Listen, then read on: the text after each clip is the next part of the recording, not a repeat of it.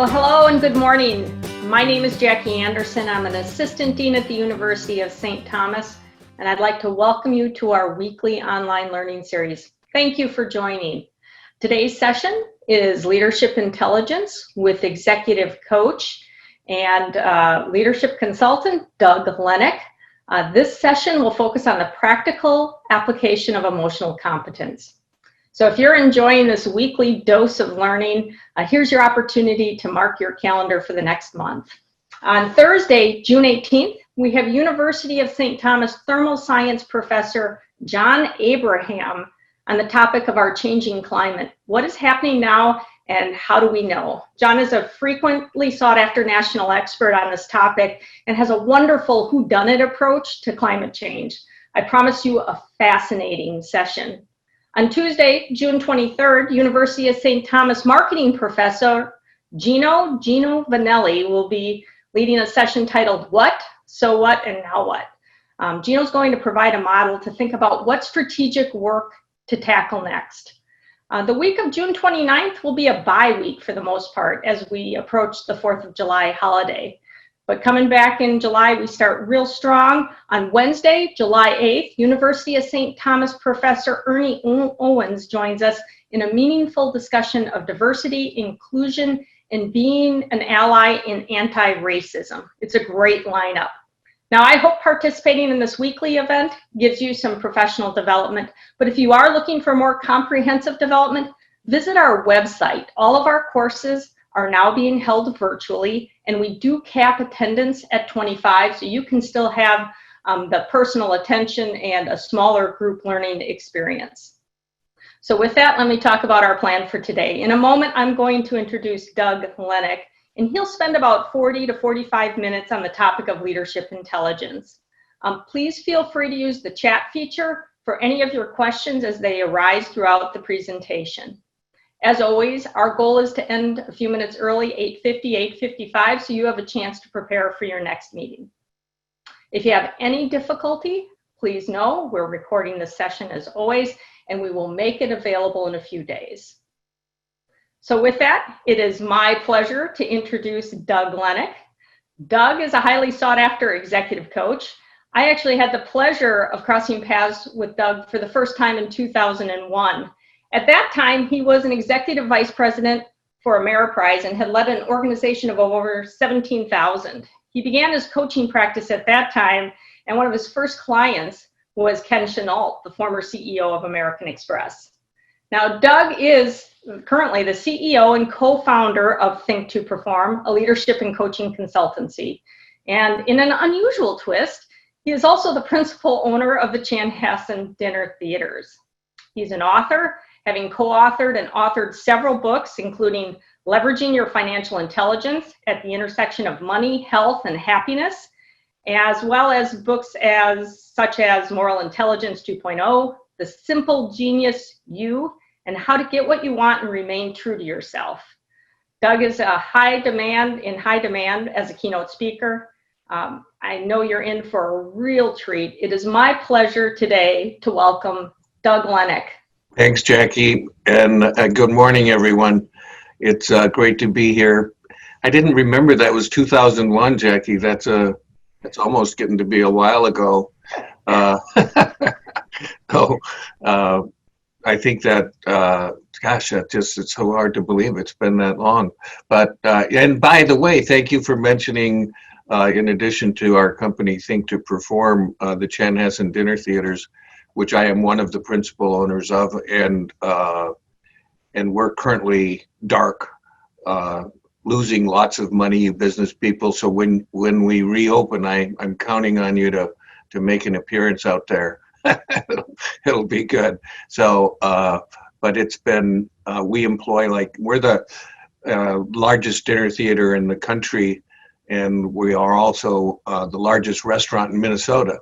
And we employ 300 people. And currently, we give benefits. So what's keeping our expenses high is covering all these benefits that we pay, health insurance and so on. So we haven't canceled anybody, and we're not going to. So we're gonna survive the storm, and we will come back.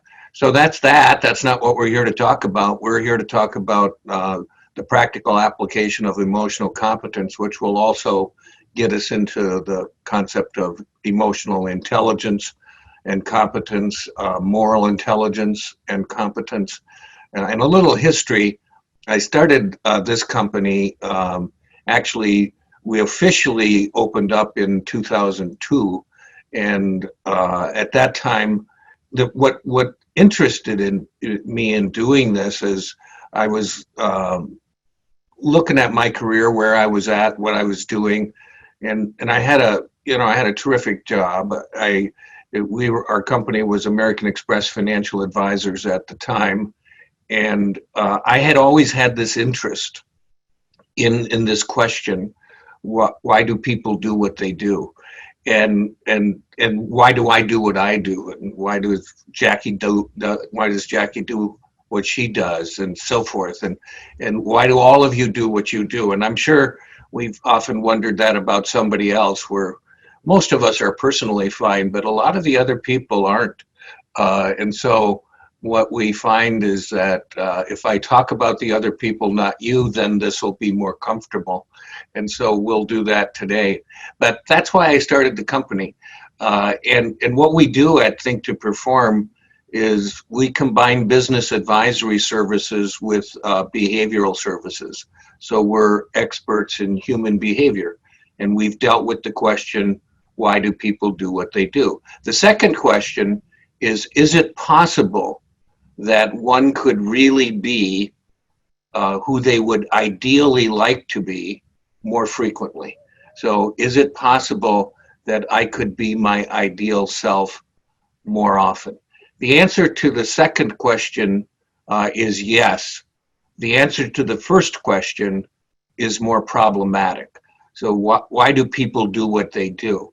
And a lot of that has to do with how we're wired. So we study neuroscience. My colleague Ryan Goulart is with me today, helping me out, and he and I co-authored a book on financial intelligence, or leveraging your financial intelligence, and it's subtitled At the Intersection of Money, Health, and Happiness.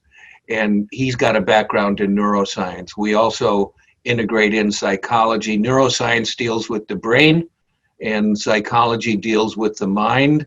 I won't spend a lot of time on this, but I'll just say it this way.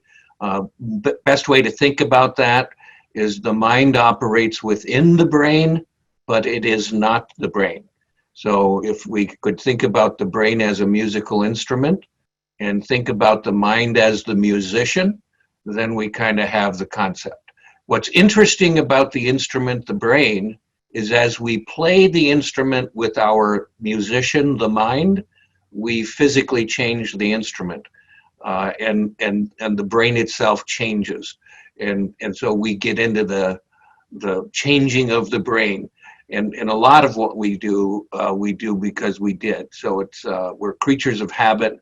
We're not going to spend a ton of time on that, but I just thought I'd use that as a backdrop. So let's blow into the presentation, and we certainly welcome you to interrupt us anytime with questions. So we'll be fine. Our agenda today: what are moral and emotional intelligence and competency, and why do they matter? We're going to talk about developing skills for leading oneself through self-awareness and self-management. So the idea here today, in the limited time we have, is to help you come away from this session with something that you can actually begin practicing as soon as today. And the way the brain works, incidentally, is practice makes permanent. Practice makes permanent. Practice does not make perfect. And so what we repeatedly think, what we repeatedly do, gets wired into the habit center of our brains. And so what we want to be able to do is learn to practice some things that will be helpful to us. Because there's some of the things we do repeatedly that aren't helpful. We might as well throw some things in there that are. And then we're going to expand our knowledge and skills for leading others based on how we manage ourselves and the concepts of emotional intelligence. So that's our agenda today. Right now we're just going to do 4 questions. these are true-false questions, and we'd ask you to participate because we're going to keep score here, and we'll see what your answers are. And then, of course, we'll give you the answer. We made up the test, so we get to make up the answers. So first, these are just true-false. Determine if each statement is true or false, and then we'll be ready to discuss the answers. So the content of all of our material is really captured in these questions. So let's go with question number 1. Given the realities of today related to, there we go. Given the realities of today related to COVID-19 and the realities of yesterday, emotions have little or nothing to do with decision making. True or false? Well, we've got 82 false and 1 true, and the answer is indeed false. Emotions have a lot to do with decision making, and we'll talk a lot more about that as we go through the session. So second question, given that our environment, our current environment, calls for more remote working, effective leadership, influence of others' behavior is primarily a function of leaders managing their own behavior effectively. True or false? All the votes are coming in. So what we have so far is we have 70 trues and we have 15 falses, and another true just came in. The answer actually is true. So how well I deal with me will have everything to do with how well I influence you or how effective I am at providing leadership for you or for others. So it's really about managing oneself. So effective leadership of others, and we'll reinforce this message a little bit later, but effective leadership of others is primarily a function of effective management of oneself. Next question.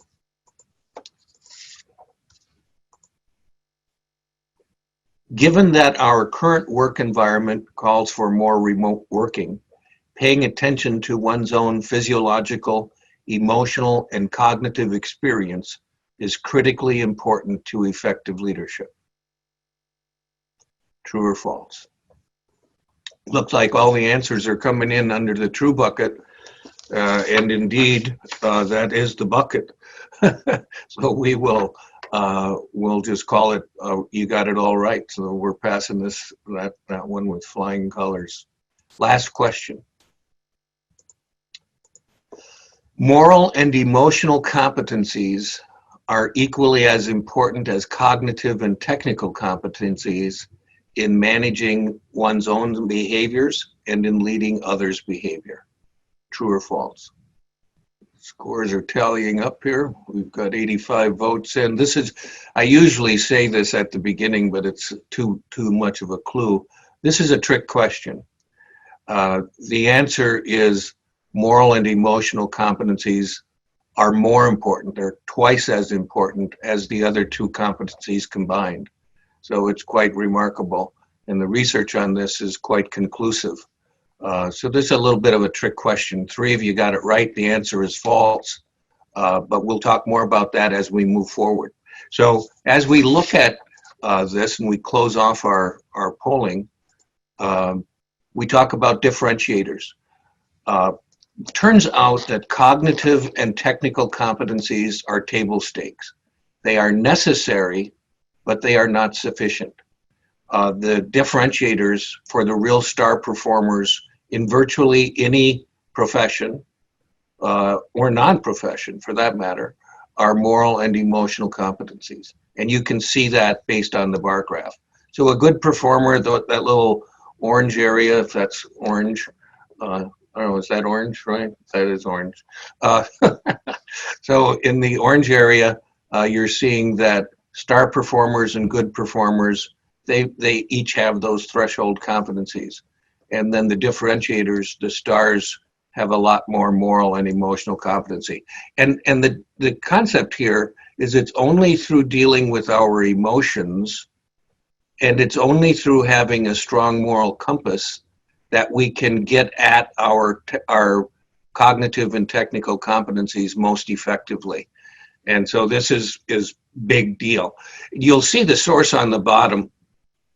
All of you are welcome to check this out, but the Consortium for Research on Emotional Intelligence in Organizations, which we are members of, and in fact, this is the most prestigious of these groups in the world, and we get people from all over the world. We meet typically twice a year in Boston, and one of the co-chairs is Dan Goleman. Some of you are familiar with Dan Goleman. He's the guy that really popularized the concept of emotional intelligence.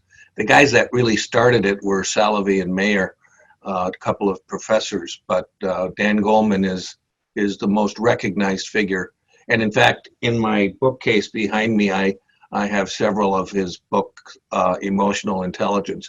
And in his book, Working with Emotional Intelligence, which was the sequel, he featured a lot of the work that we were doing, and I was involved very actively in at American Express. And it was interesting because he had been referred to me by the guy that Tony Schwartz, who actually is the guy that wrote the book, The Art of the Deal, for our President Trump. And Tony Schwartz had come out here to Minneapolis and had followed me around for about 3 months because he had heard, and he was at that time writing for Fast Company, that there's this guy in Minneapolis that actually does this stuff. And that turned out to be me. And I didn't realize that I was auditioning for something. But at the end of these 3 months of us hanging around together, he says, you know, you're for real. You actually do this stuff. And I said, wow, I didn't even know that was in question, but apparently it was. But when he wrote, when Dan Goleman wrote Working with Emotional Intelligence, he was featuring the work that we had done at American Express, which had huge implications and positive results on our business. And in fact, by the end of the decade of the 90s, when I was leading the organization, we had an outside audit firm come in and try to determine where our profits were coming from. And this was kind of an exciting number for us. Turned out that we were making over $100 million a year after taxes from the work that we had done on emotional competence. So it's a big deal, and it makes a big difference. Here's a formula for individual performance. We have one for organizational performance as well, but I'm going to talk about individual performance today because we're talking about all of us. Talent plus skills plus decision-making will determine our level of individual performance. Talent, of course, we bring to the table. Skills are things we learn. Talent and skills are not the same thing. Oftentimes they're confused. We sometimes confuse people that are talented and we assume they're therefore skillful at everything. That's not true. Whatever it is you do in your career, I suspect that all of you have developed some skills where you are at now that you didn't have before you got there. And you had the talent to develop the skills, then you developed the skills. Interestingly enough, by a factor of 2 to 1, decision-making has more than twice as much impact on our performance than talent and skills. So that's a big factor. And so we should be conscious of it. And that's why these differentiating competencies matter so much. Because I've got to make I've got to make good decisions, and I've got to execute well, and I've got to do the right thing. And the premium on doing the right thing is actually going up now in a world where we're more divided than, or at least a country where we're more divided than ever, and maybe also even in the world. So as we go forward and look at this, you can see the definitions that we'll throw at you here. Emotional intelligence, recognizing feelings and differentiating between emotions. This is the knowing part. Intelligence is knowing. And there's a difference between knowing and doing. Competence involves the actual doing. So I can have the intelligence, and emotions themselves are a form of intelligence. So we actually are informed by our emotions. We'll talk more about that as we go.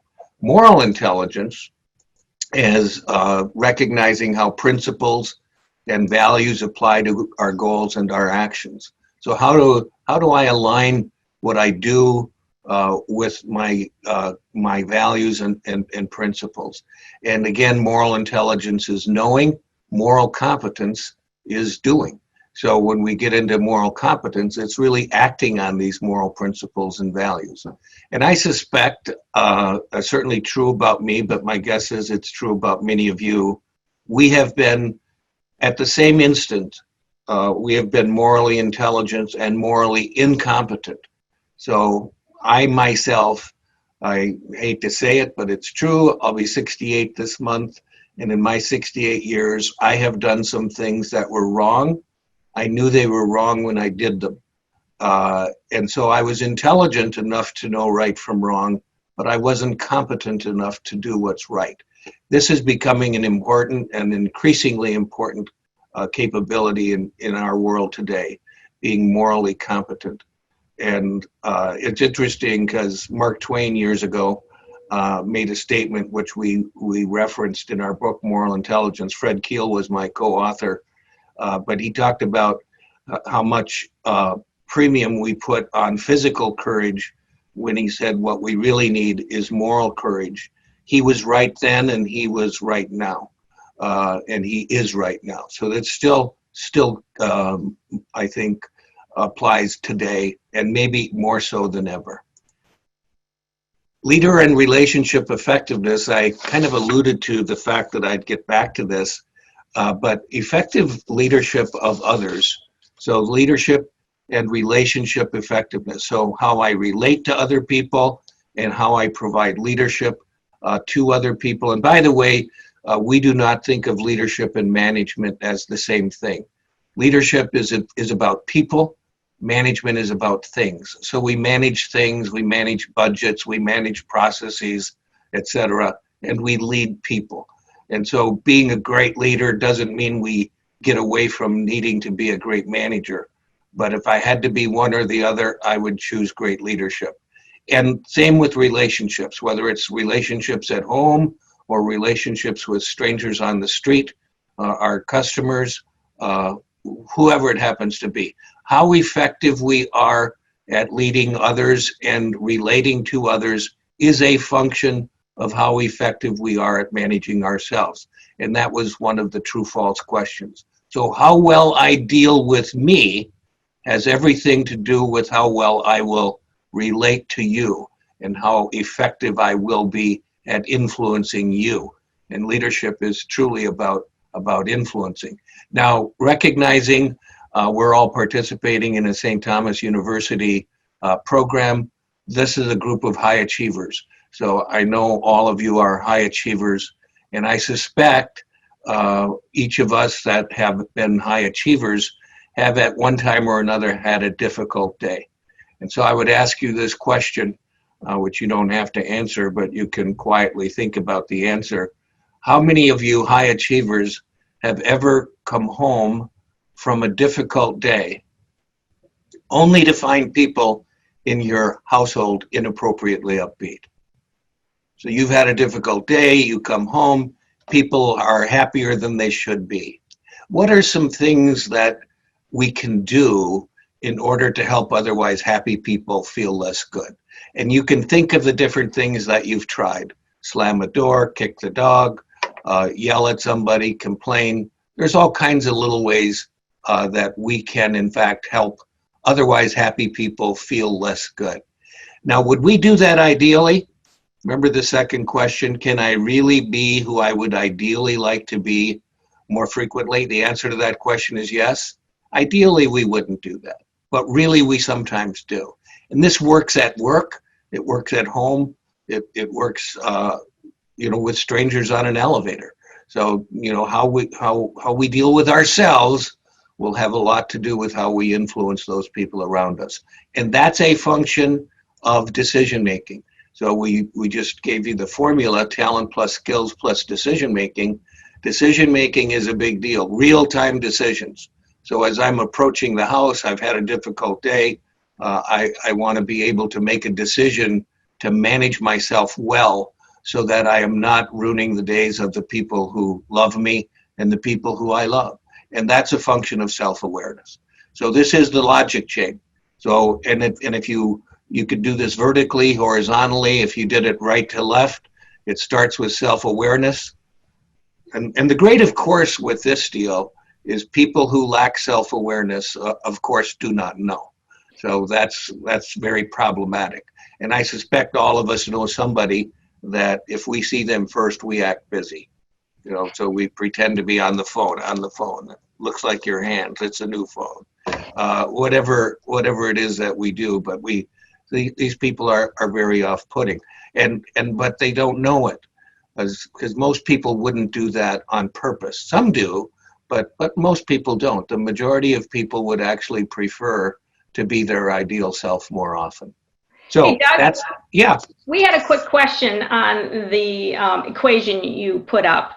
It said talent plus skills plus decision making equals performance. The question was, isn't trust in there, or where does trust fit?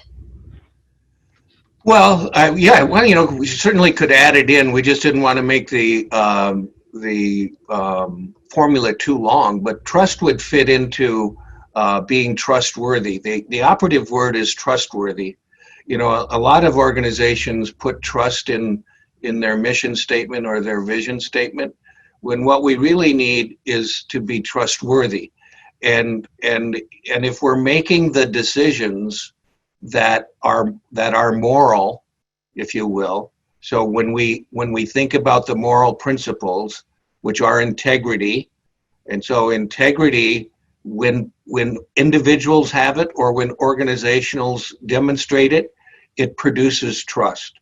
So making decisions that align with integrity, and the competencies associated with that would include telling the truth, would include keeping promises, would include aligning behaviors with organizational and personal values. It's things like that. Those are actual competencies. And organizations that have it produce trust. And one of the guys that we interviewed for a new book I'm working on called Leadership Intelligence is Stephen Covey's son, Stephen Covey. And Stephen Covey's son, Stephen Covey, wrote the book Speed of Trust. And Stephen Covey himself, who I was privileged to get to know and who endorsed the book Moral Intelligence, he passed away a few years ago, always talked about trust being a function of character and competence. So I can't trust somebody who doesn't have high character, and I can't trust somebody who isn't also competent. If you possess one of those and not the other, you're not trustworthy. So if I'm a person of low character, but a very active and capable swimmer, and you're drowning, you can't trust that I'll come save you, because I might not care about you. I might just let you drown. On the other hand, if I'm a great guy but can't swim, you can't trust that I could come save you either. So that's where trust would fit in. It's in the decision-making bucket, and the decisions need to be morally aligned. So I hope that helps. This is the alignment model, by the way, and it answers the question, how will I know I'm managing myself well? And the answer to that is I will be aligning my real self with my ideal self, and I will be achieving goals along the way. So and the most effective leaders, and this is what we've been able to prove over time, the most effective leaders live in alignment most of the time. None of us are perfect. When we get out of alignment, we get back into alignment more quickly. So the most effective leaders live in alignment, and they help the people they influence do the same thing. If you can get people in your organization to align their behaviors with their goals and the organizational goals and their sense of purpose, and the organizational sense of purpose, if it uses that statement or if it uses mission or whatever it happens to be, and with universal principles as well as personal values. So personal values are personal. They're exactly that. And universal principles apply to everybody. And I kind of borrowed this from Stephen Covey, who I met in the late 1980s and had the opportunity to do a number of things with him over the years. And in fact, I was in his office the day he was signing the papers for the Franklin Covey Institute. And I was speaking at Brigham Young University for graduate students that day, and I spent the morning with Stephen Covey. Brilliant guy, and I learned a lot from him. And he talked about principles as applying to humankind. And when we wrote Moral Intelligence, we identified 4. That doesn't mean there are only 4, but these 4 are particularly relevant to sustainability of individual sustainability and also organizational. So integrity being one, which I already mentioned, responsibility being another, which is really important. So how responsible am I? Forgiveness, can I actually forgive? So we get into a few principles and we talk about them as being universal, and that becomes really critical. So that's the concept of the alignment model. This is the third frame in the form of a triangle. And this is kind of how the brain works. So this is an interesting thing for us to be aware of. Take that third frame. It's a combination of cognitive thoughts. So my thoughts are real. My emotions or feelings, and we use those words interchangeably, are real. And my actions, those that are involuntary and those that are voluntary, are real. Like I'm voluntarily waving my hands around as I speak. I'm involuntarily breathing, but if I had to volunteer to do it, I would, because if you stop breathing, it kind of ruins your day. And so you want to maintain that, but that just happens automatically. But it's real. It's part of our reality. When our reality is stimulated from the outside, it stimulates us emotionally first. And that's the way it works for everybody. And so you take all 7 billion people or thereabouts that live across the globe, we're all wired such that our emotions, when stimulated from the outside, are the first part of our reality that gets stimulated. And it works very fast. So our emotional intelligence is stimulated within 12 milliseconds. And 12 milliseconds is faster than I can say 12 milliseconds. So it's really, really fast. Cognitive central, the prefrontal cortex, it doesn't get the message for 40 milliseconds. And by then it might already have been interrupted. So if you've ever heard the term amygdala hijack, the amygdala is part of the limbic system, which is where we house our what we call emotional intelligence. If the amygdala gets agitated, and if we get really scared, really angry, really emotional, what will happen is it will send a message to part of the brain that will result in involuntary, an involuntary way to block cognitive thinking.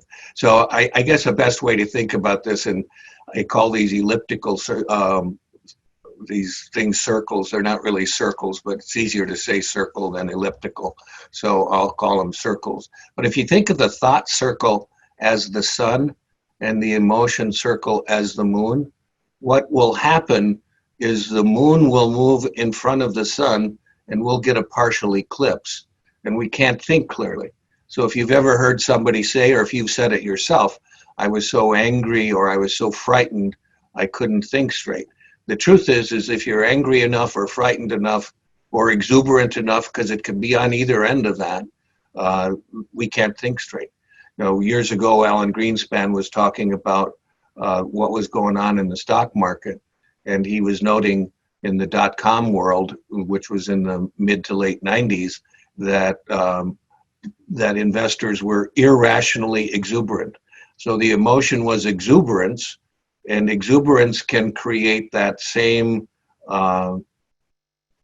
blocking of thought as anger or fear. So that's the triangle.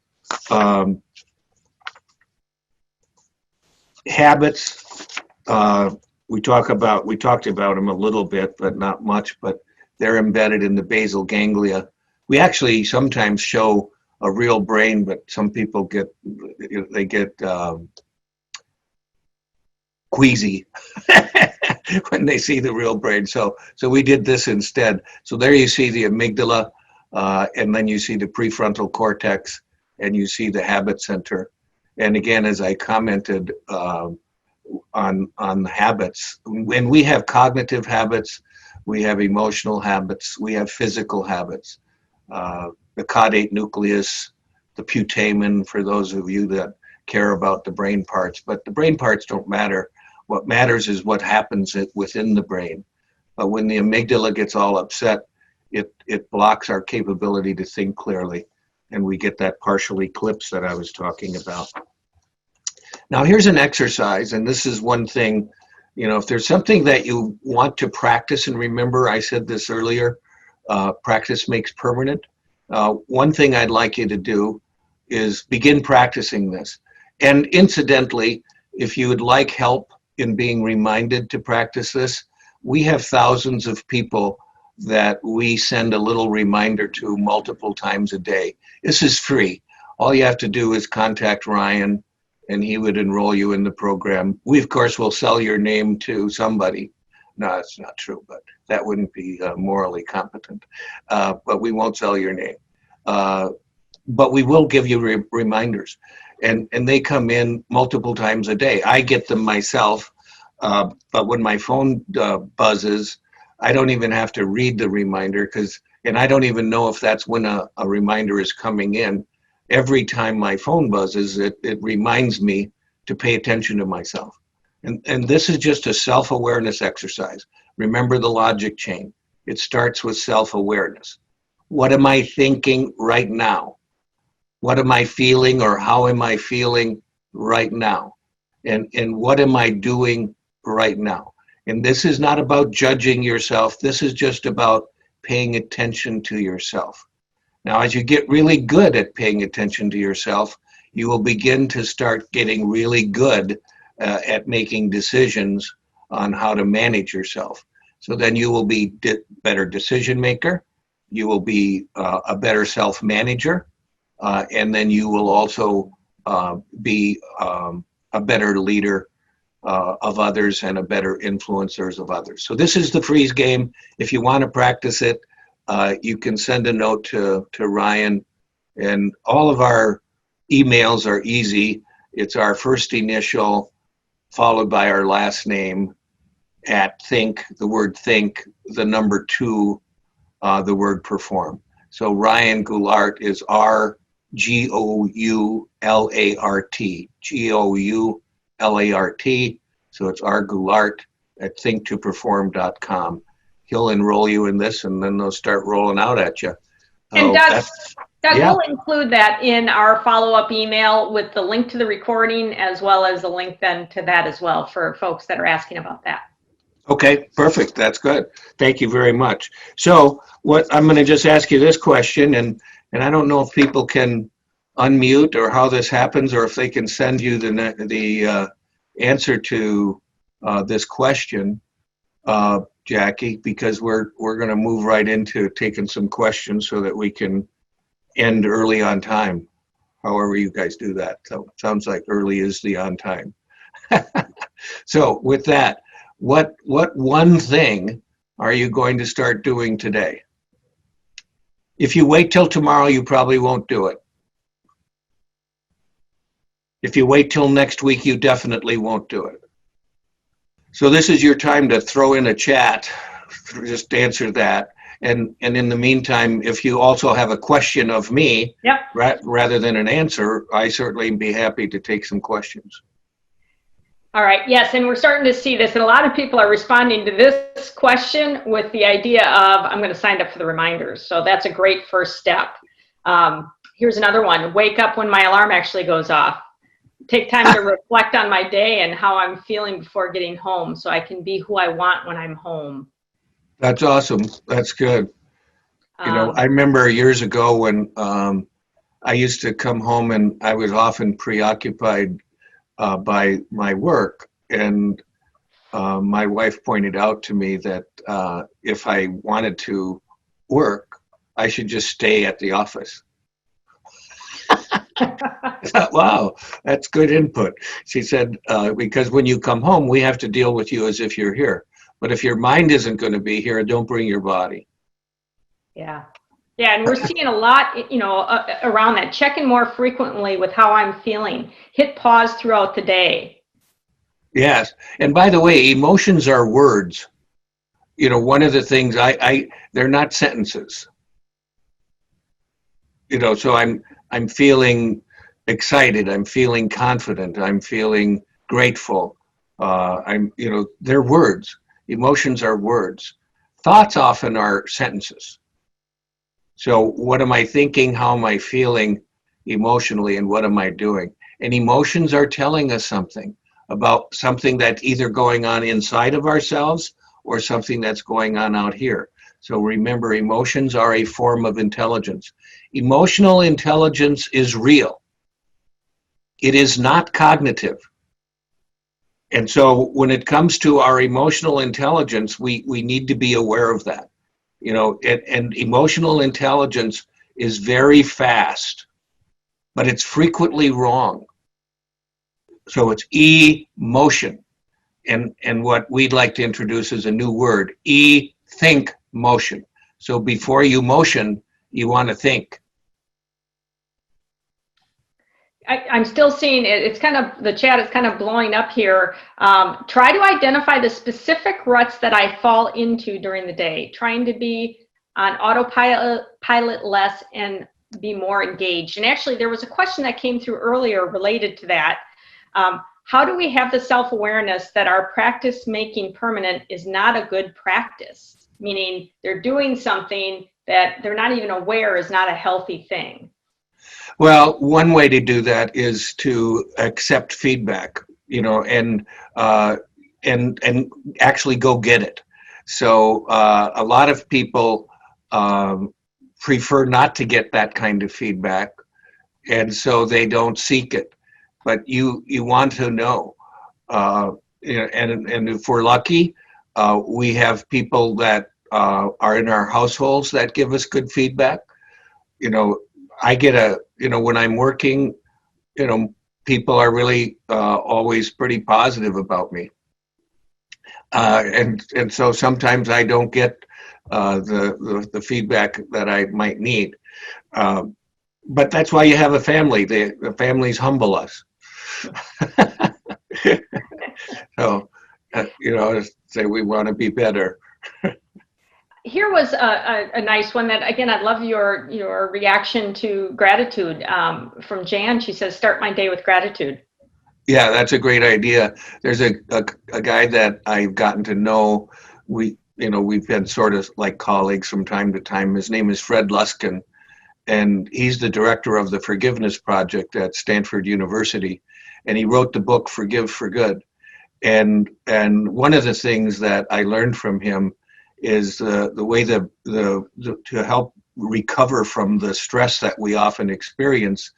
We should take a break a couple times a day and think of your brain as a radio receiver, and think of 3 programs or 3 channels that are permanently programmed in there. One of those programs or one of those channels is the gratitude channel. So if you took a 2-minute break at the beginning of the day and a couple other times during the day, that's 6 minutes. So if you can afford 6 minutes, and most of us can, if you can afford 6 minutes, you just close your eyes for 2 minutes and list all the things you're grateful for. What will happen is you will feel better coming out of that gratitude channel. The other 2 channels are the love channel and the beauty channel. So I could turn on the gratitude channel, I could turn on the love channel. I remember I was in Washington, D.C. testifying for a situation that was unpleasant. And I was, and it was right after 9/11, actually, not too long thereafter. And I was flying into Dulles Airport, and the pilot, an hour before landing, said, "If anybody stands up from here on in, we will divert the plane." So that made me feel comfortable right away. And so then we landed, and then I spent the day with my attorneys as they were preparing me for the next day of depositions. And basically, they pointed out to me that the government was looking for senior executives that they could indict for something. And I said, let me ask you this question: would that be like me? Are we talking about me? And they said, yeah, you're the number 2 guy in the company, and the number 1 guy decided to send you. I said, that's very thoughtful. So I got to testify. So the next day, I go in for this testimony, and I'm in this room, closed room. It was warm, and there were all these this panel of interrogators were there. Lawyers were all over the place, and I was sitting in the hot seat, and it was literally hot. I was physically uncomfortable. And luckily, the stenographer's equipment wasn't working, so it gave me a moment to play the game. And so my lawyer said, "We can talk some more." I said, "I don't need to talk to you. I need to talk to me." And so I just closed my eyes, and I turned on the love channel and the gratitude channel. And I just spent the next couple of minutes getting my head right. And when I opened my eyes, I was ready to testify. That's how it works. Wow, thank you for that. I'm going to give one more response to your question, then I've got more questions to get to. Share this with a friend, this experience, this discussion today. She and I were talking about this last week. The graphs in this webinar explained what we were trying to get to, but couldn't quite pin down. So thank you for that. But how does talking with others help kind of create your own emotional competence? Well, one of the best ways to learn something is to teach it, to share. So I always think about 3 things. I think about be a student of human behavior, understand why you do what you do, and understand why other people do what they do. Be a practitioner. So practice managing your own behavior, and be a teacher. Student, practitioner, teacher. Great, thank you. How can you help others be more self-aware? And there's a lot of questions to that. How do I help someone who's clearly not seeing their impact? And also going back to, what are the 3 channels? I think you talked about 2 of them. Love, beauty. Oh, beauty. Yeah. Yep. And gratitude. Those are the 3 channels. Thank you. And how can you help others be more self-aware? Well, it goes back to teaching. See if you can get them to practice the freeze game, and practice out loud initially. So for example, if we were starting to learn how to do this, I would say, I'd like you to write down right now what you're thinking, and I'd like you to write down how you are feeling, what emotions you're feeling, and then I'd like you to write down what you're doing. And here's a clue: there is no nothing. So people that say I'm not doing anything, there is a cluelessness, but there's not a nothingness. So I can be clueless, but I'm never doing nothing. Now I'm like right now, Jackie, you're seated, you're smiling, you're nodding your head. Those are things you're really doing. And what's interesting, and when we become self-aware, we get to know that we're communicating all of the time, whether we are talking or not. And so what your face is telling the world. So pay attention to your face. Now, you can't see your face, but you can imagine, and people identify you by your face. You never get to see your real face. You can see a mirror image of your face. You can see pictures of your face. But if you try to look at your face right now, you'll discover you can't see it. You can't see it, but you can know, am I smiling? Is my head, is all knotted up? What's on my face, and what's the tone of my voice when I speak? So how I say what I say, the emphasis I put on the syllables. Thank you for that. We've had quite a few questions. When you were talking about the universal principles, Stephen Covey, moral intelligence, you said there was 4, but in your discussion you listed 3. What didn't I list? You have integrity, responsibility, forgiveness. What's the 4th? Oh, the 4th one is compassion. I'm sorry. That's actually the most important one. It's not more important than integrity, but it's more impactful. And, and what happens is each of these principles has an organizational outcome. So responsibility produces an inspired workforce. Compassion allows us to attract and retain the best people. And forgiveness allows for us to innovate. And the process of forgiveness is letting go and moving on. So there's 2 competencies: the ability to let go of one's own mistakes and move on, and the ability to let go of other people's mistakes and move on. Forgiveness is not approval. It's not giving up one's claim for justice. It's just the process of letting go. And the primary beneficiary of the forgiveness process is the forgiver, not the forgivee. And in fact, in Fred Luskin's work, and he proved his work on victims of terrorism in the Middle East and in Northern Ireland, and he taught people who were involved in terrible situations where things that were done could have been thought of as unforgivable. But if they remain unforgivable, the unforgiving person gets stuck and they can't move on. And in organizations, if there isn't forgiveness, there's no innovation. And a lot of organizations say they value innovation, but they're not very forgiving. And so they will stifle innovation. So the words don't matter. What matters are the behaviors. So compassion is a big deal. Attracting and retaining the best people is really what compassion is about. Responsibility is really about admitting one's own mistakes, taking responsibility for serving others, accepting responsibilities for the decisions I make. And responsible leaders are inspirational. I don't know about you, but when I see leaders in politics or in business or in academia, when they're blaming everybody else and they take no responsibility, I find that uninspiring. That's me personally. Now, and our research would suggest that responsible leaders are more inspiring. Thank you for that. I'm glad that question came up. Yeah, thank you. I did say 4 and I only said 3. I didn't catch myself.